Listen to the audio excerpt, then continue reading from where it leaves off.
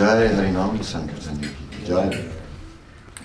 Ananta Koti Vaishnava Vrinda ki Jai. Granthara Srimad-bhagavatam ki Jai. Om Namo Bhagavate Vasudevaya. Om Namo Bhagavate Vasudevaya. Om Namo Bhagavate Vasudevaya. Om Namo Bhagavate Vasudevaya. Reading from the Srimad-bhagavatam, first canto, chapter 13, Dhritarashtra's home, text 48. Tadidam Bhagavan Rajan. Tadidam Bhagavan Rajan. Ekatmatmanam Svadrik. Ekatmatmanam Svadrik. Antaro Nantaro Bhati. Antaro Nantaro Bhati. Pasyatam Maya Yoruda. Pasyatam Maya Yoruda. Tat. Therefore, idam, this manifestation, Bhagavan, the personality of God, Rajan, O King, Eka, one without a second, Atma, the soul, Atmanam, by his energies, Svadri, qualitatively like him, Antara, without, Anantara, within and by himself, Bhati, so manifest, Pasya, look, Tam, unto him only, Maya, by manifestations of different energies, Uruda, appears to be many. Translation. Therefore, O King, you should look to the Supreme Lord only, who is one without a second, and who manifests himself by different energies, and is both within and without.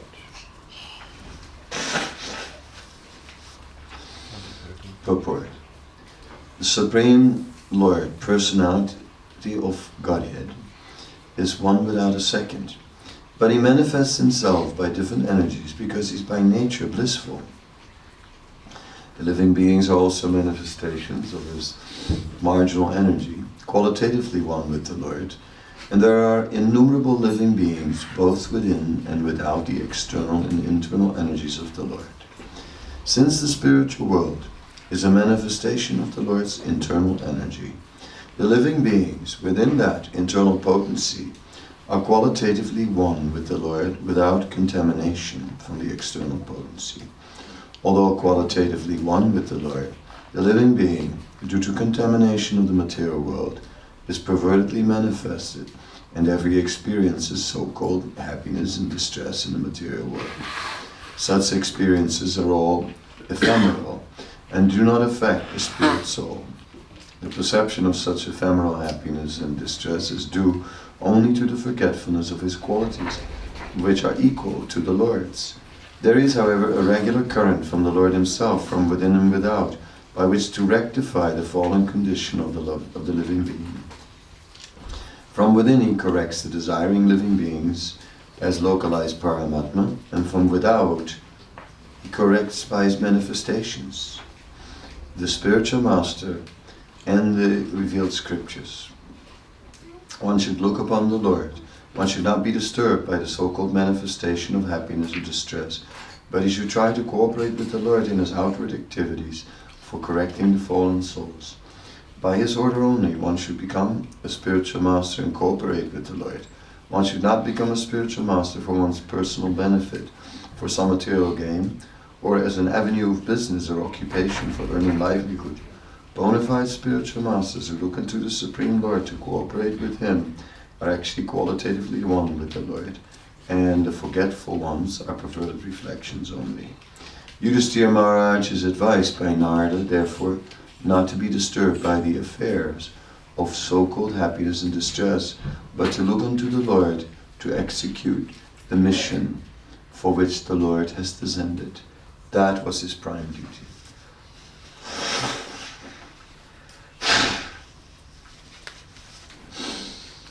Om Jnana Timirandasya Gyanandana Salakya Chakshurmilitam Yena Tasmai Shri Gurave Namaha Shri Chaitanya Manobhistam Stapitam Yena Bhutale Swayam Rupa Kadamayam Dadati Swapadantikam Shri Krishna Chaitanya Prabhu Nityananda Shri Advaita Gadadhara Srivasadi Gaura Bhaktivinoda Hare Krishna Krishna Krishna Hare Hare Hare Rama Rama Rama Hare Hare.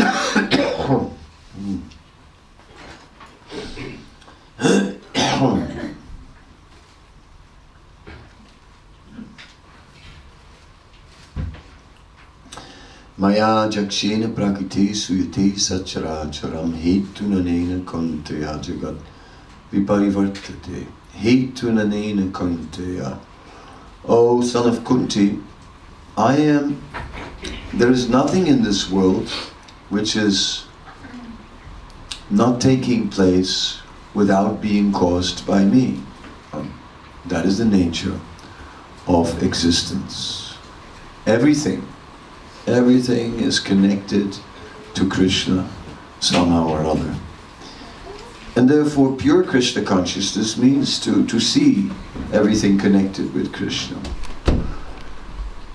Of course, on the one hand, we see everything connected with Krishna. That is, when things are happening to us, we can see that ultimately there is Krishna's greater plan in our life. But on the other hand, we also see that Krishna has various energies. He has the Antaranga Shakti, the Tatastha Shakti, and the Bahiranga Shakti, or the internal energy, the marginal energy, and the external energy. Now it is said that Krishna never desired the external energy. That was the desire of the living beings. Krishna didn't desire the material world. Yes, he is the original creator of the material world.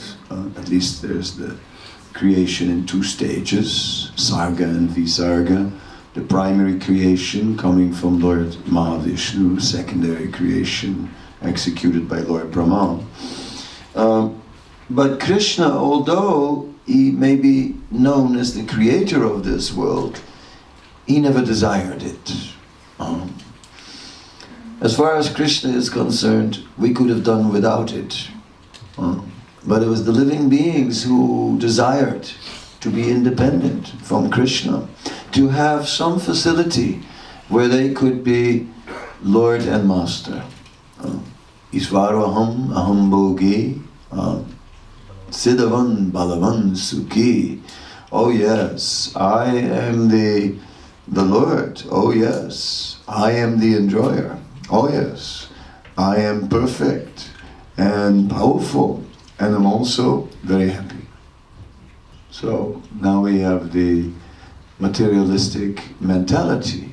So with this mentality outlined in the Bhagavad Gita, we can appreciate that what could Krishna do?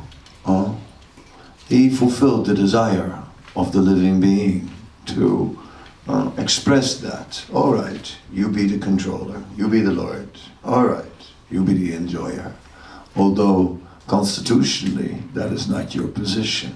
And constitutionally it will not be possible. Yes, we will enjoy, we are meant to enjoy. That is our very nature. We see that the living being is described as Anandamaya Vyasat, by nature looking for happiness. That's found in every living being. So isn't it natural to look for enjoyment?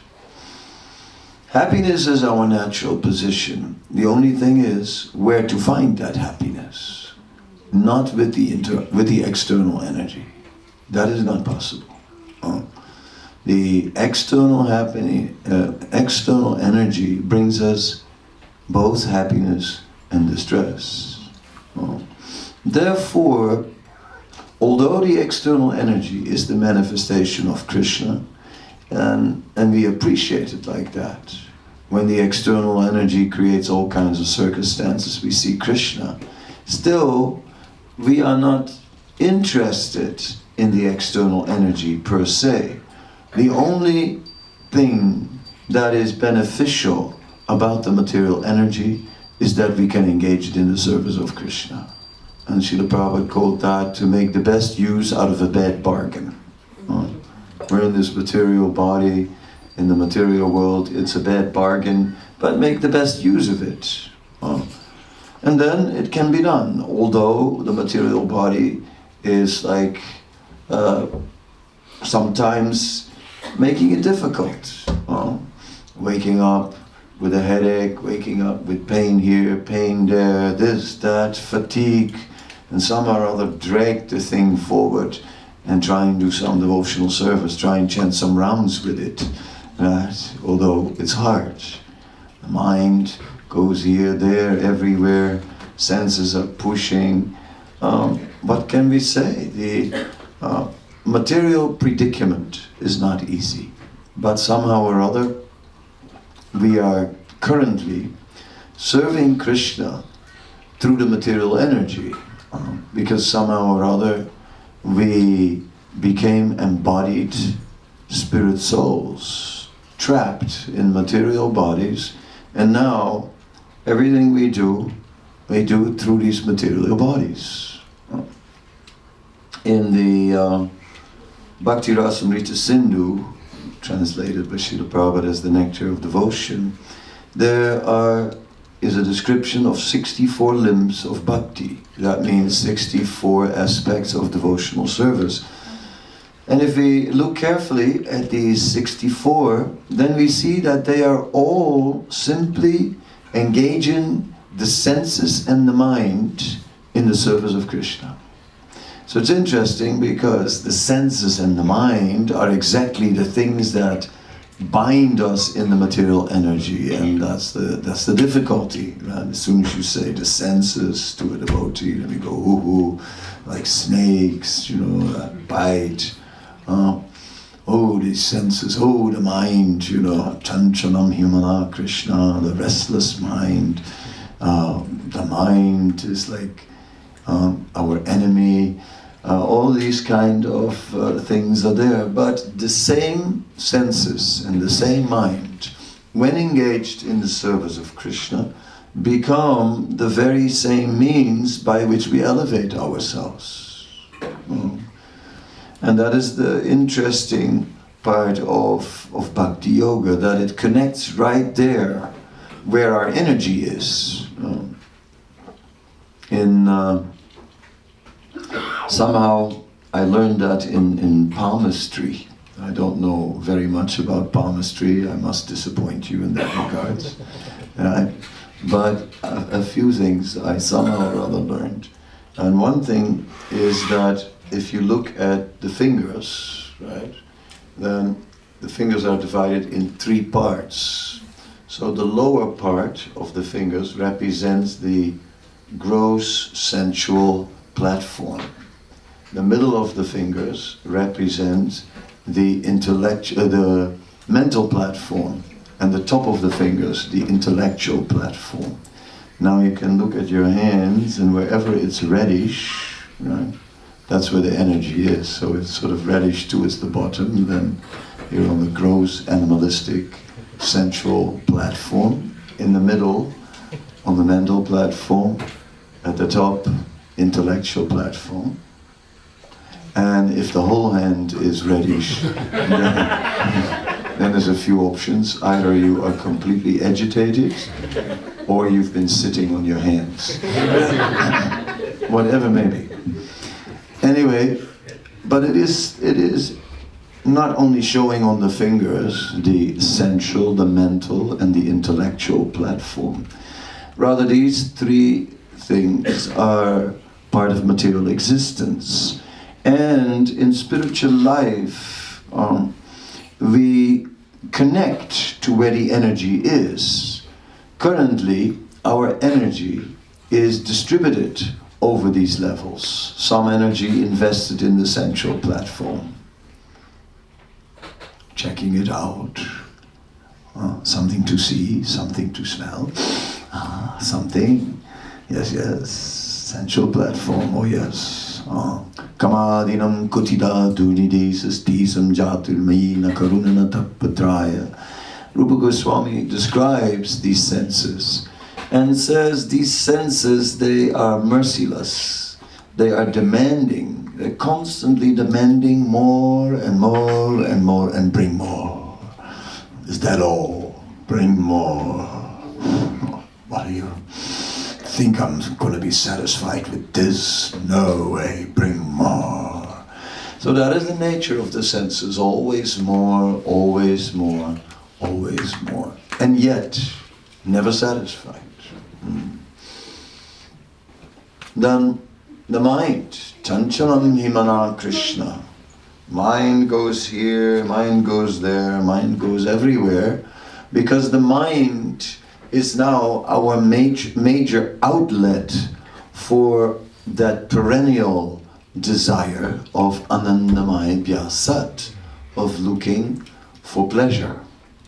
It is said when we've become embodied, the soul is lending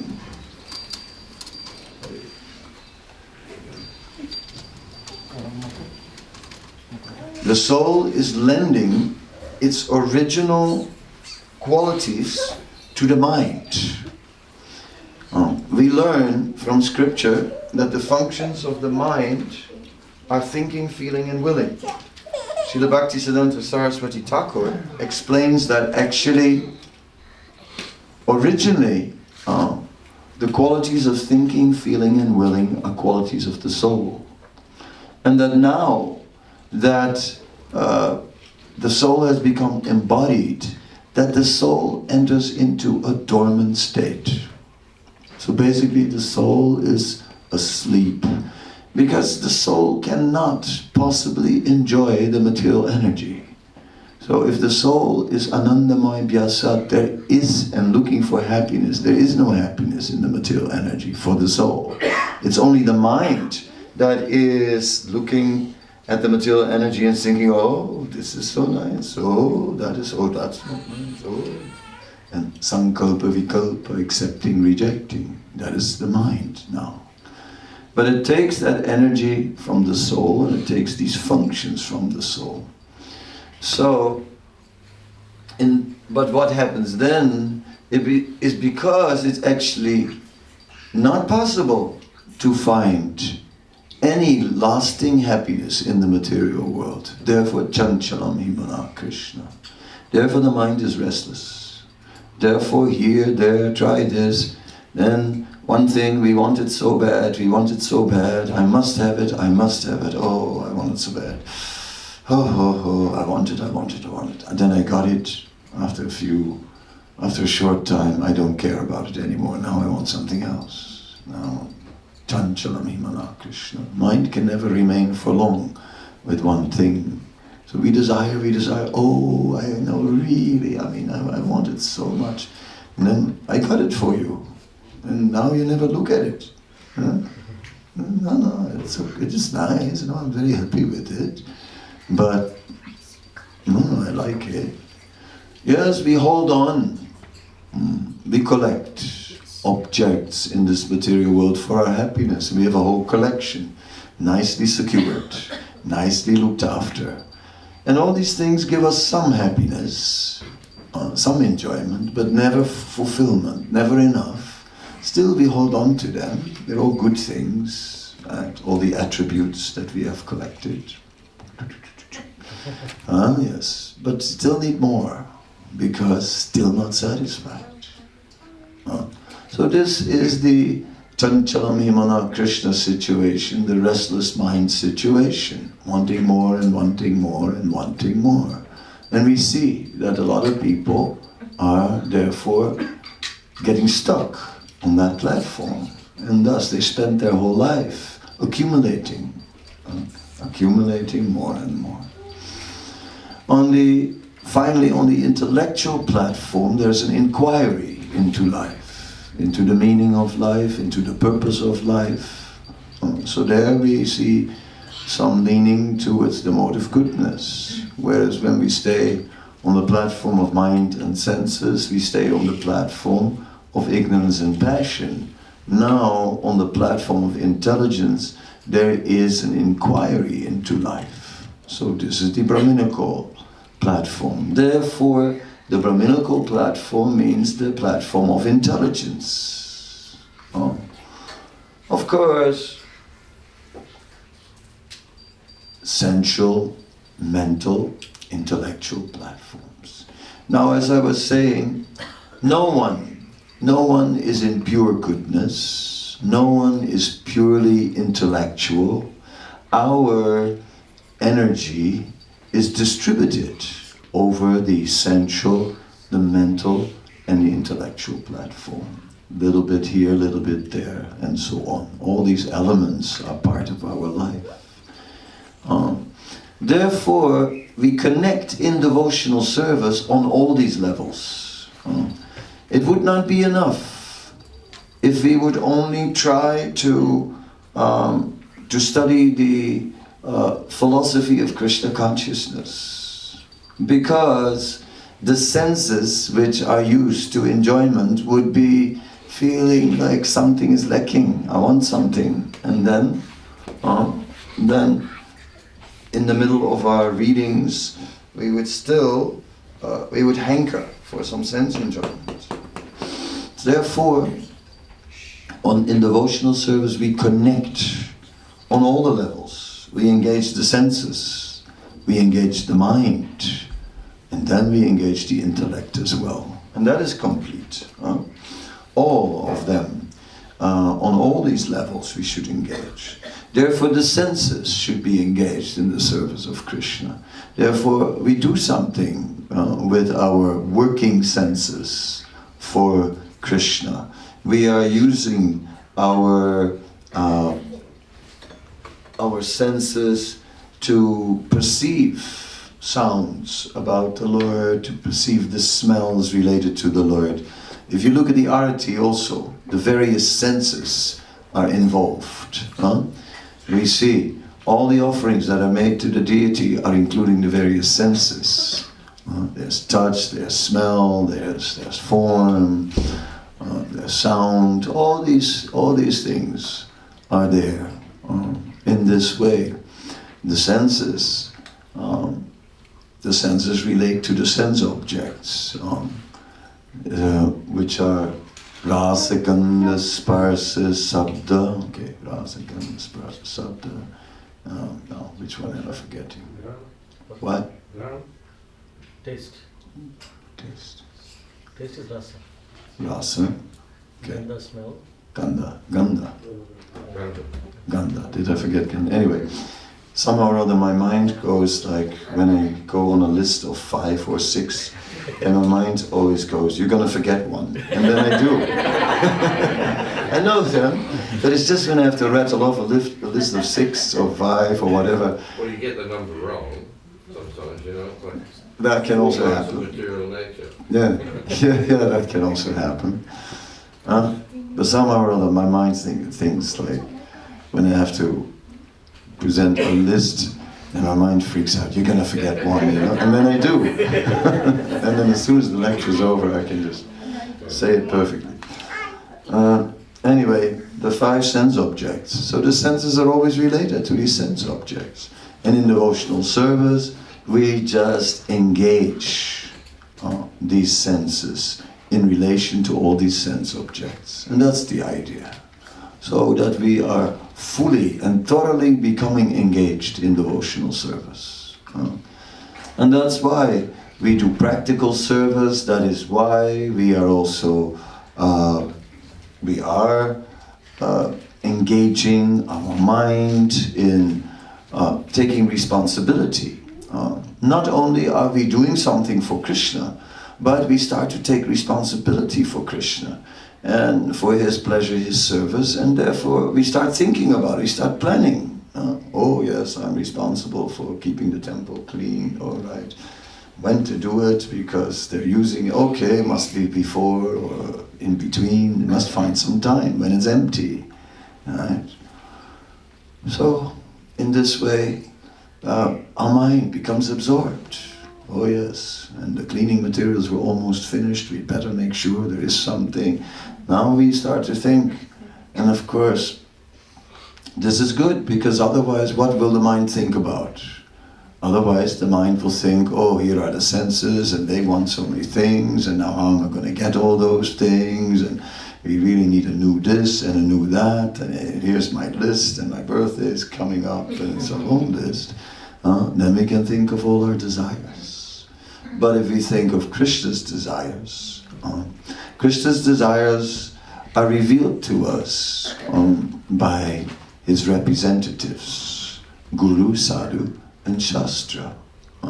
Yes, the spiritual master is revealing the script, is revealing the desire of the Lord. The scriptures are revealing the desire of the Lord in a different way. The scriptures reveal what is the plan of the Lord.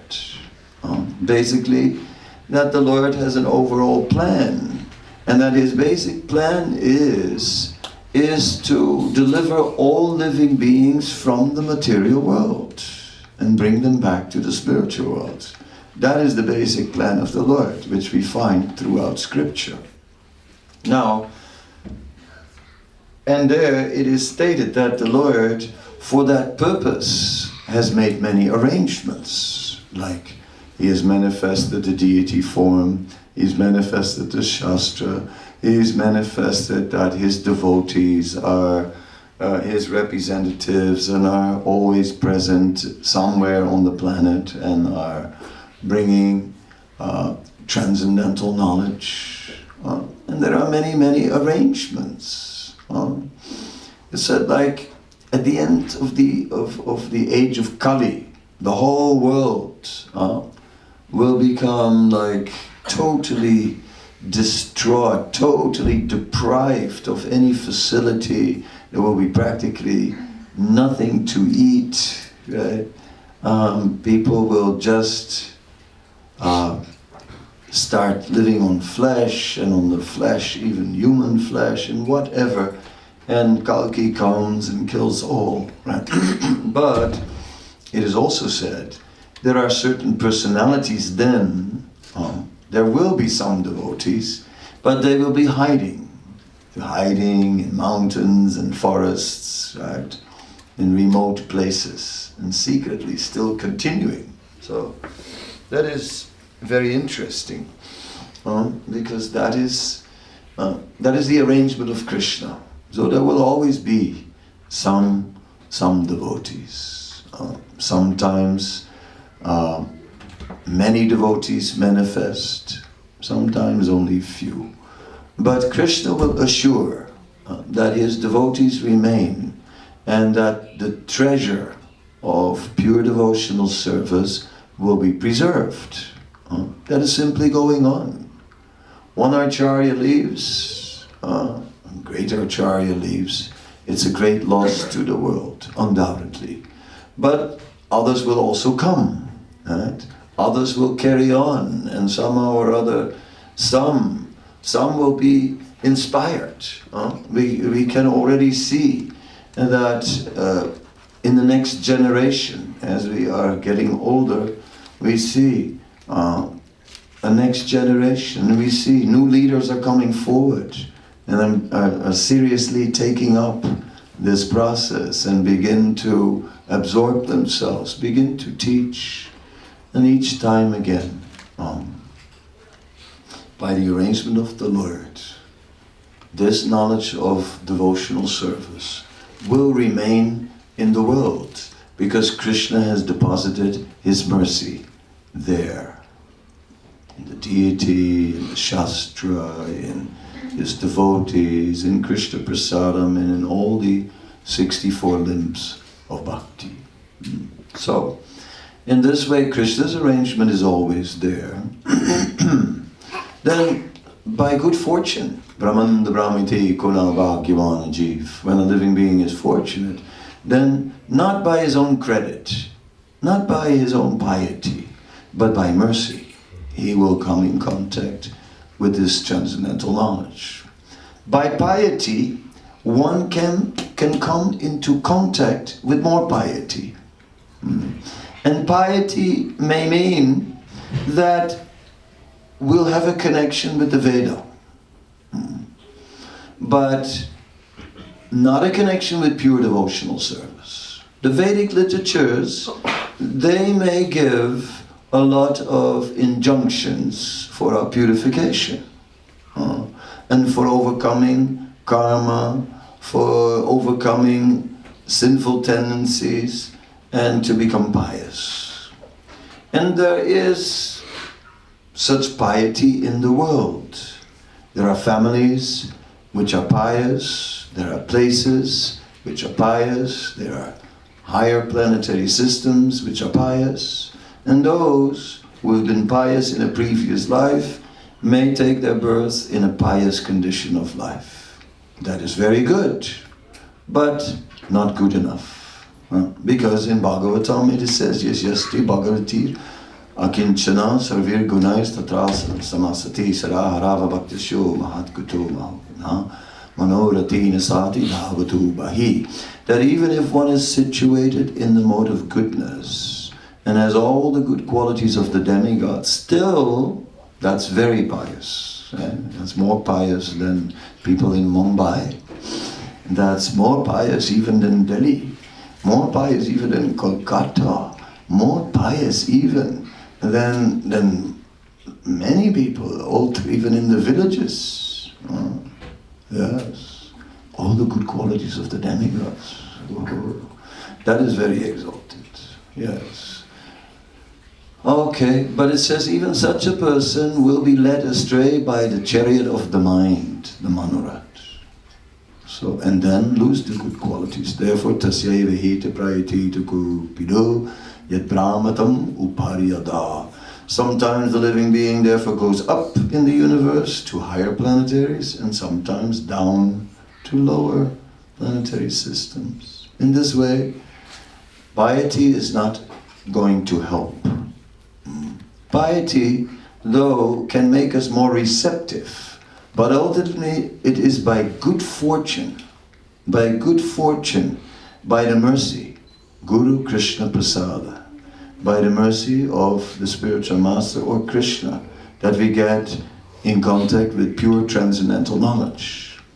Piety then is on the one hand helpful because it will help us because the mode of goodness is parallel to transcendence in many ways, so therefore it will be easier to adopt transcendental principles.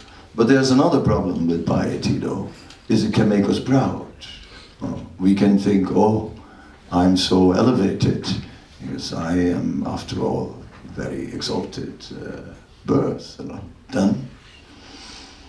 Then that pride may come in between. So we must deeply meditate on how we are objects of mercy and not take any pride in any of our achievements in this world. Janmaisvarya srutibi sivir edamana madapumam navariti avidatam vaitvam akinchana gochara. Not in birth, not in wealth, not in beauty, not in learning. All these things we should not take pride in them. And see, these are gifts of the Lord. So then, being fully aware that somehow or other, without the mercy of the Lord, we could have never come to this path of pure devotional service. Being fully aware that this is simply a great gift of mercy. In that spirit, in great humility, we can take up some service, and engage the senses, the mind, and the intellect in the service of the Lord. Then we can become purified, and then only can we come to the pure transcendental platform, which is the desired platform. And that is our aim and desire. Yudhisthira Maharaj, in conclusion, after Dhritarashtra quit home, then Yudhisthira Maharaj became overwhelmed. Overwhelmed because after all, Dhritarashtra had brought them up and Yudhisthira felt some affection for him. So Yudhisthira got on the emotional platform and his mind went into this, into the feelings he had for Dhritarashtra and his concerns and his the well-being of Dhritarashtra and all these things. But Yudhisthira was pointed out that a much greater, a much bigger perspective, and how all the living beings are somehow on their journey and sometimes come together like two straws that float together in a river and then separated again by the waves of time, and that we are somehow or other all just remaining in the cycle of birth and death until we get on the spiritual path. And that Yudhisthira, being on the spiritual path, should focus on his duty to bring this transcendental knowledge to the entire world. Now Yudhisthira was in a very powerful position to do so as the emperor. We are not in the same position as Yudhisthira, but the same principles apply to us, that we make a contribution. If we come with a message to the world may not be waiting for us to hear what we have to say. We may not even get the microphone, but whatever happens, some contribution should be made to bring this transcendental knowledge into the world. And then we've taken the spirit of this verse, of this situation that is described, where Yudhisthira Maharaj is overwhelmed and distracted from the goal of life. We also overwhelmed by so many things, also distracted from our ultimate mission in life. Just the struggle for existence can be enough to distract us. But oh no, let us do something to bring transcendental knowledge into the world. How to do? That depends. That one should figure out with intelligence. Make a plan. You can see Srila Prabhupada, as a householder, made a plan. In 1944, Prabhupada published the Back to Godhead magazine. It wasn't easy because it happened to be war and paper was rationed at the time. So he couldn't get it. And he wanted to buy paper, said, "No, sorry sir, there is no paper. All the paper has been reserved for the army." So Prabhupada went to the local army commander and approached him and asked him to release paper. He said, "Sir, I'm so sorry. Paper is only reserved for the war." Prabhupada said, Exactly. My magazine is exactly for that purpose. Yes, so you should give me the paper. Sir, how is it for the purpose of the war? Said, "My magazine, sir, is certainly for military purposes because my magazine, my paper, will bring peace." And then the army commander was impressed and gave him the paper. And somehow or other Prabhupada got his paper to print back to Godhead. Now you read that edition of 1944 which Prabhupada brought out, and there's an article in there, and the article is called The Frenzy of Hate and the Frenzy of Love.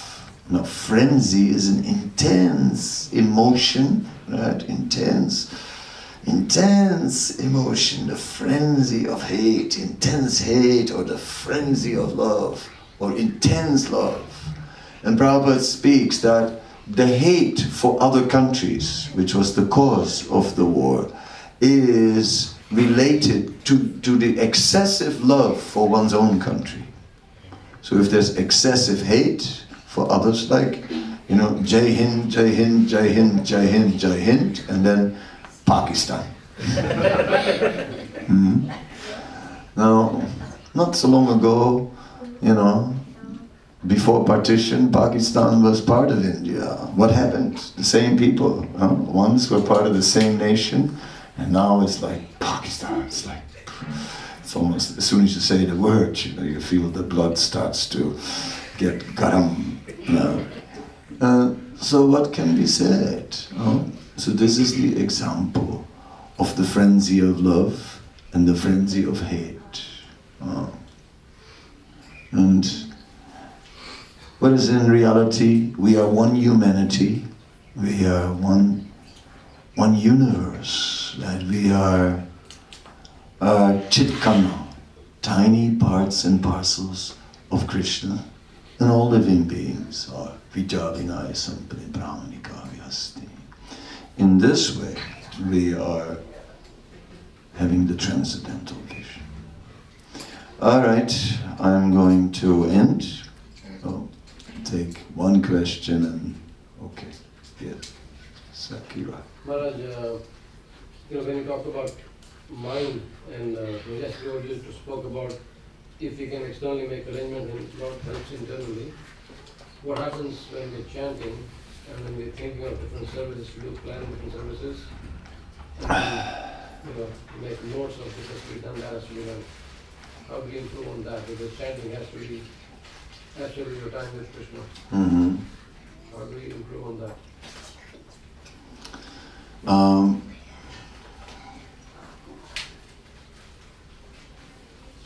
Yeah. We are chanting, and so many thoughts come, and then sometimes even we think of devotional service and all the things we have to do in devotional service, and how we're moving the material energy for Krishna, and we have to do all these things. What about that? Okay, it's better to think about those things to do for Krishna, than to think about material things during japa.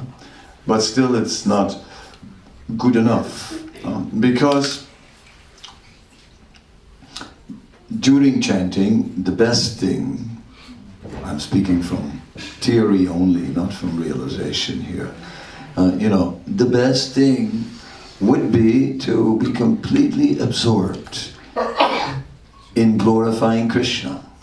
When we are chanting, we're making an offering to Krishna. So this morning I was chanting in your house, and I saw on the other side is everyone was doing puja all around me. I was the only one who was chanting. Bells were ringing everywhere, and deity worship in every room was going on, right? And okay, I was chanting. But I had a look at all that deity worship. Now, I saw that while during the deity worship, at least there was a strict culture of just doing that. I didn't see anyone take out his phone and quickly make some notes or a call right in between in front of Krishna. No, because we're doing deity worship. Right? So, because deity worship is so strictly bound by rules and regulations. Whereas chanting, we approach in a much more haphazard way. And chanting, phone in the left hand, beat back in the right, Hare Krishna, Hare Krishna.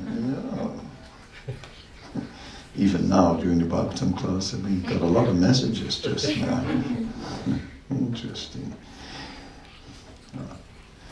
Yes, so like this, we should just stop everything and just focus on Krishna. So better, if you have to manage many things for Krishna, do it before. Sit down, take your paper, and quickly jot down all the things you think you have to do. Okay, done, leave it, and just start chanting. And don't think, oh no, but then I'll remember something in the middle of my chanting, and if I don't write it down, I'll forget it. It will come back later, if it's really important. If it's that important, it will come back. Just let go, and just put a sign on your mental door, and said like, do not disturb, important meeting in progress. Now trying to meet Krishna. No other business.